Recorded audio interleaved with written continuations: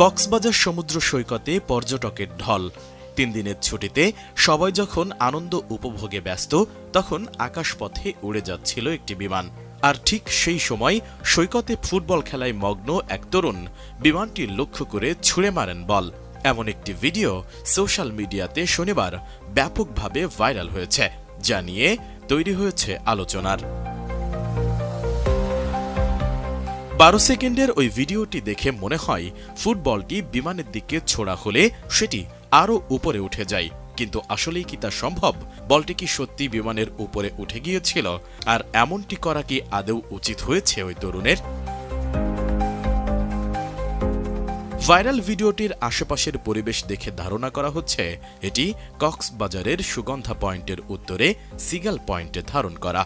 ভিডিওটি নিয়ে অনেকেই নানা ধরনের মন্তব্য করছেন। কেউ কেউ এ ধরনের হেয়ালিপনা কাজের জন্য সমালোচনা করছেন, আবার অধিকাংশ নেটিজেন ভিডিওটিতে তরুণের আচরণকে দায়িত্বজ্ঞানহীন এবং বিপজ্জনক বলে মন্তব্য করছেন। আবার কেউ কেউ বিষয়টিকে স্পর্শকাতর হিসেবে বিবেচনা করে তীব্র সমালোচনাও করছেন।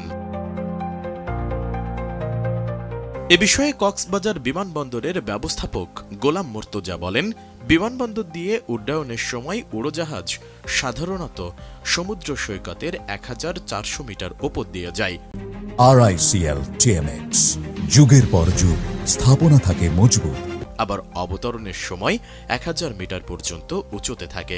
সেক্ষেত্রে বালুচর থেকে ছুঁড়ে মারা ফুটবল বিমান পর্যন্ত আসার কোনো সুযোগই নেই।